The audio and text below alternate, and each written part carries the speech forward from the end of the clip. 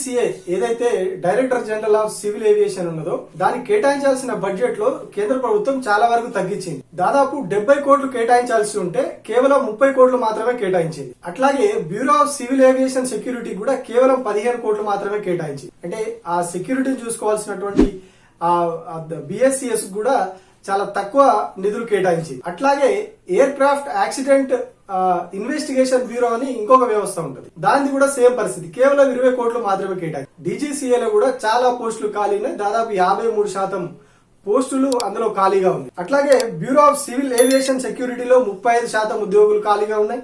Airports authority of ఇండియాలో 3200 ఉద్యోగాలు.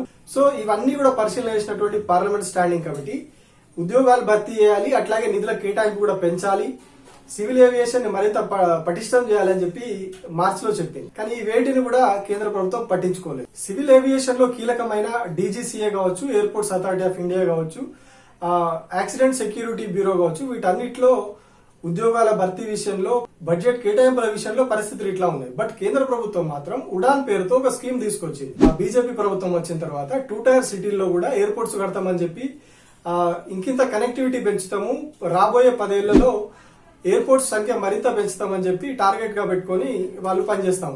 ఒకవైపేమో ఉద్యోగాలు ఈ స్థాయిలో ఖాళీగా ఉన్నాయి. అట్లాంటి సమయంలో వీళ్ళు ఈ స్థాయిలో ఎయిర్పోర్ట్స్ కట్టుకుంటూ వెళితే ఎక్కడ సేఫ్టీ మెజర్స్ ఎక్కడ అమలు అవుతాయి, ఎక్కడ ఎవరు సేఫ్టీ చూసుకుంటారు, విమానాల రాకపోకలు కావచ్చు, విమానాల పటిష్టత కావచ్చు, వాటి సామర్థ్యం కావచ్చు, అట్లాగే ప్రైవేట్ సంస్థల నియంత్రణ, రేట్ల నియంత్రణ, ఇవన్నీ కూడా ఎట్లా మేనేజ్ అవుతాయి. సో ఇట్లాంటి చాలా లోపాలు ఇప్పుడు సివిల్ ఏవియేషన్ మినిస్ట్రీలో ఉన్నాయని చెప్పేసి స్వయంగా పార్లమెంట్ స్టాండింగ్ కమిటీ రిపోర్ట్ ఇచ్చింది. కానీ ఇప్పటివరకు మరి ప్రభుత్వం ఏం చర్యలు తీసుకున్నదో లేదో తెలీదు. ఇప్పుడు ఏదైతే ఎయిర్ ఇండియా ఫ్లైట్ ప్రమాదం జరిగిందో అహ్మదాబాద్ లో, దాని తర్వాత ఇవన్నీ కూడా బయటకు వస్తా ఉన్నాయి.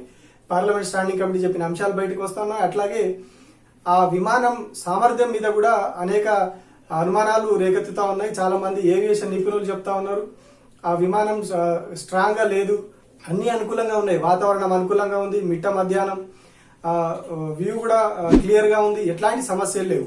వన్స్ ఫ్లైట్ గాల్లోకి లేచిన తర్వాత అది ఎంత ప్రమాదమైనా జరగవచ్చు.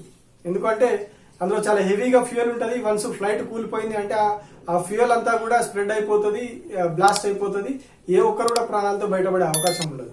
సో అట్లాంటి వాటిలో ఎంత జాగ్రత్త తీసుకోవాల్సినటువంటి ఈ వ్యవస్థలో ప్రభుత్వం ఎందుకు ఇంత నిర్లక్ష్యంగా ఉంది, ఎందుకు నిధుల కేటాయింపు తగ్గింది, ఎందుకు ఉద్యోగాలు భర్తీ చేయడం లేదు, ఖాళీలు ఎక్కువగా ఉన్నాయనే అనేక అంశాలు ఇప్పుడు వేధిస్తా ఉన్నాయి. సో వీటి మీద కేంద్ర ప్రభుత్వం ఏం సమాధానం చెప్తుందో చూడాలి.